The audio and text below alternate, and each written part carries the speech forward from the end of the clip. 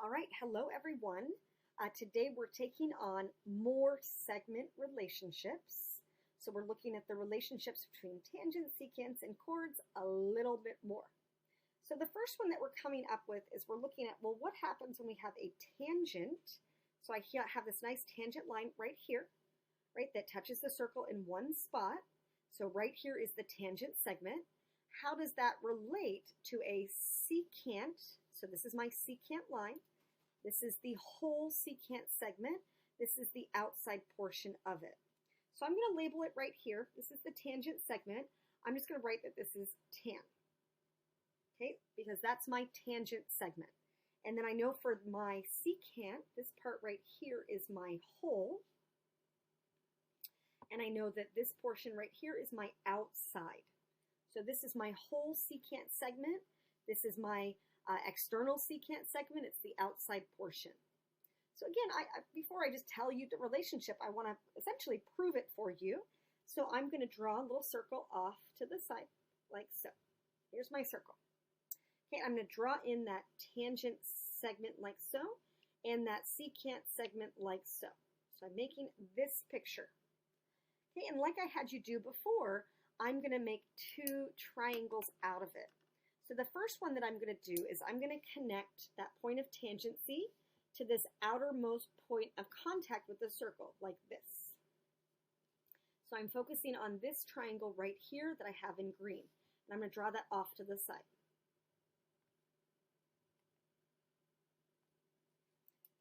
Okay, and then I'm going to add in another segment. So from here, that tangent, point of tangency, and then right here, this point of intersection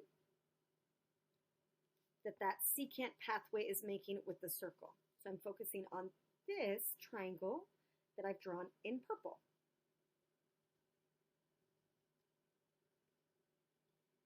Okay, so now I'm also just going to write that this part right here was the tangent segment.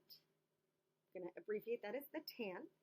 Okay, and then here, this whole part, W, and the outside, O. Okay, so next I'm just going to add that to my picture. So if I look at my green triangle, this part of it right here, that's this part right here. That's the tangent segment. And then this part of it from here to here, that is the whole secant segment. So a little W right there. Okay, for the purple one, from here to here is the tangent segment.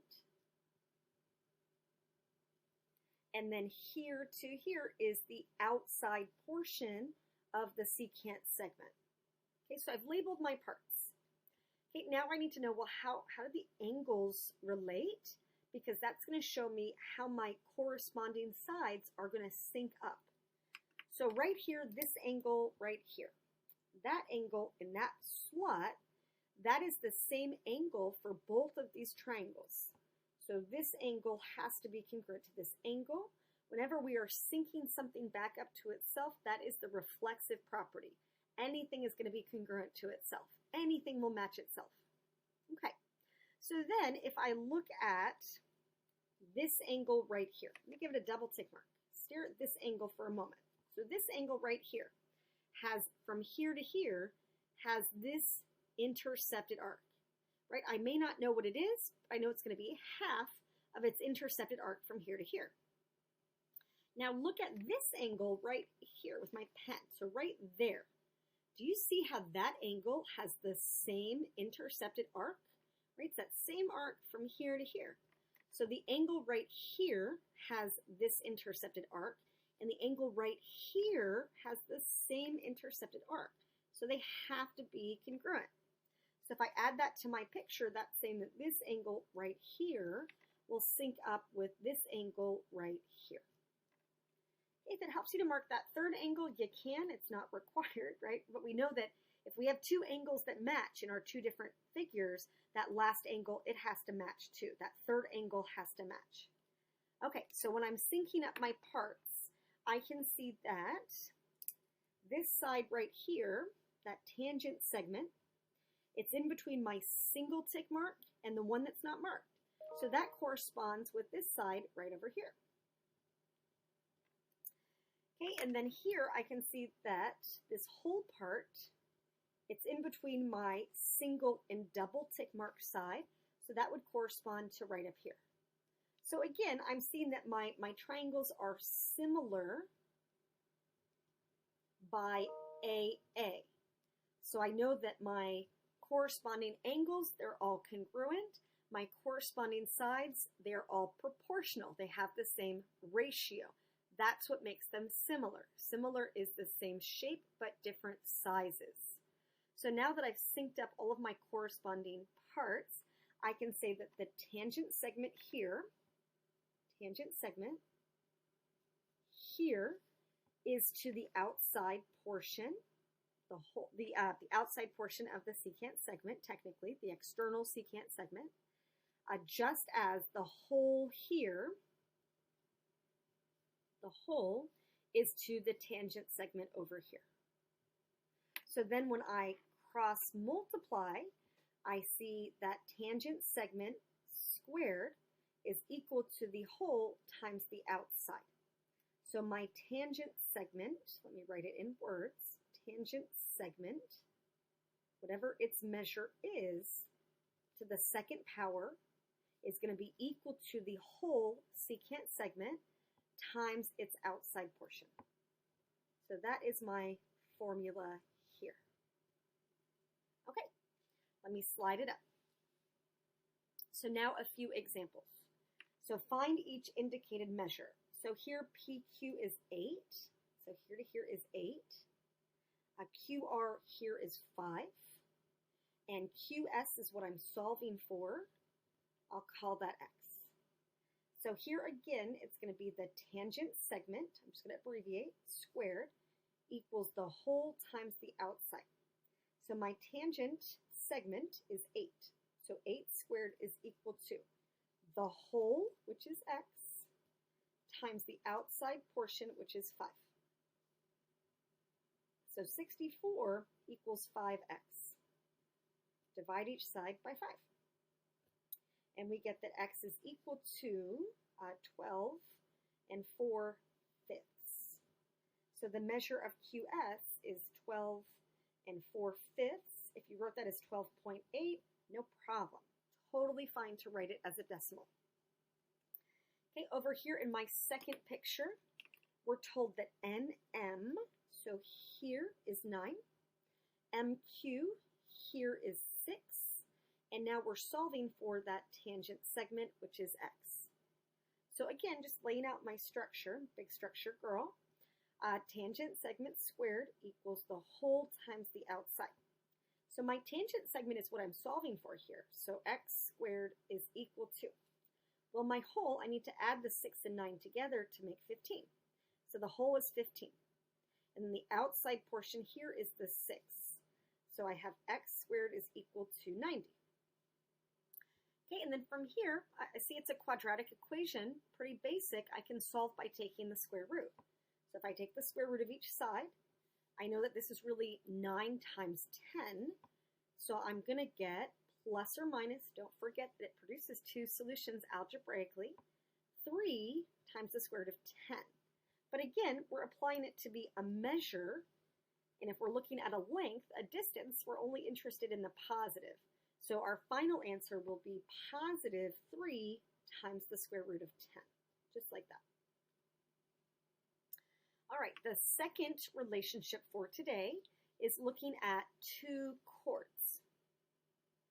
Okay, so here what I'm really interested in are my portions of the chords. So I'm looking at here. This is one chord, and I'm interested in these two smaller portions. So I'm just going to name it.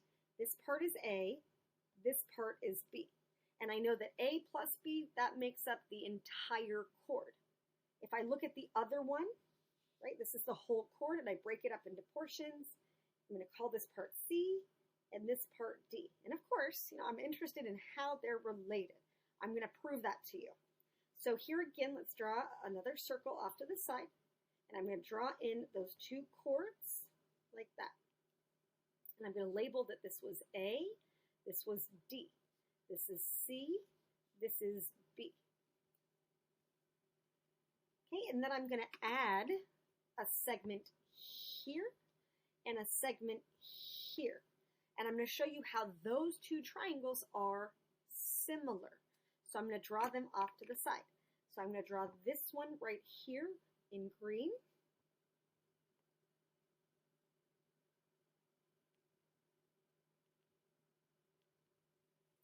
And I'm going to draw this one here in purple.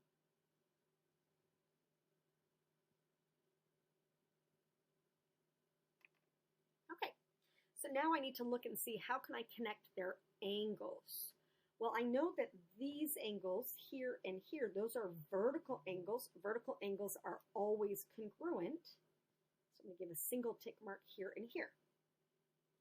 And if I look at this angle right here, this inscribed angle right here, if I trace it up, I can see, oh, well, this is its intercepted arc, what I'm going to mark in red. So this angle right here, trace it up, that's its intercepted arc. And if I go to this angle, this inscribed angle, and I trace it up, also it has the same intercepted arc. So I know that these angles will have to be half the measure of the intercepted arc. I may not know the actual measure, but I know how they're related. And I know that they'll have to be congruent. So I'm going to give a double tick mark and a double tick mark here and here. So now I can see, again, I got these two triangles. They are similar by AA. So again, similar means same shape, different size. The corresponding angles will all be the same. They will all be congruent. But the corresponding sides, they are proportional. They have the same ratio.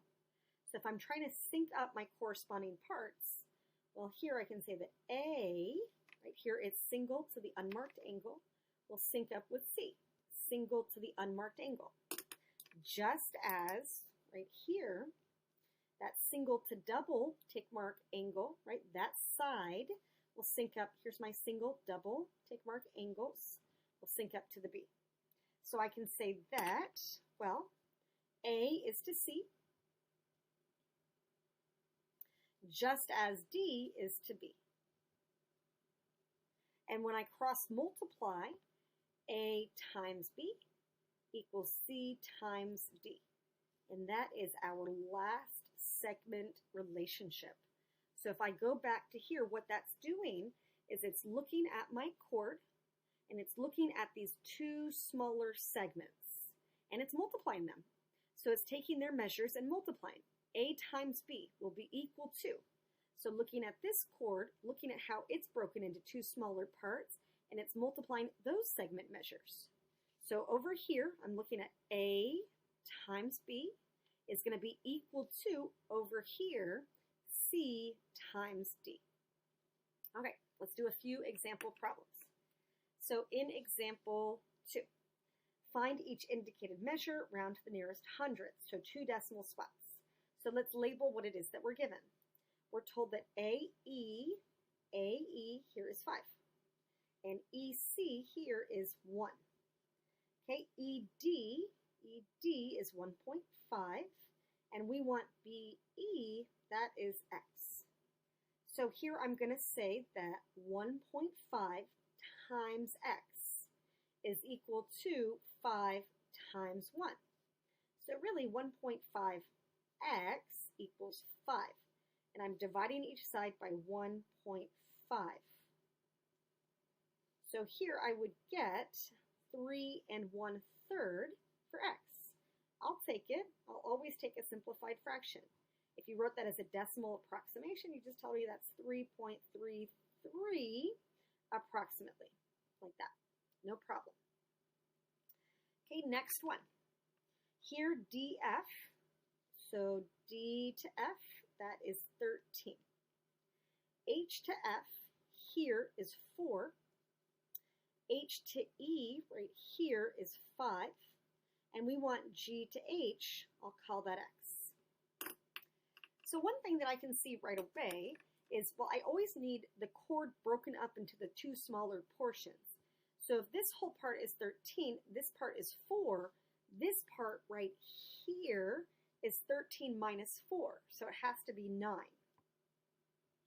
And now I have all the parts that I need to be able to solve. So I know that here, 5 times x, so 5x, will equal here 9 times 4. So really 5x equals 36, and then I'm dividing each side by 5. And I get that x is equal to 7 1/5. I'll take it. Take 7 1/5, that's fine. If you wrote that as a decimal, 7.2. Both of those options are fine. All right, lastly, here, in circle K, so if I call a circle, circle K, K is the center of the circle. We're told that BX and CX are both 10. So BX and CX are both 10. Okay, AX is 3. AX is 3 right here. We want to find the diameter.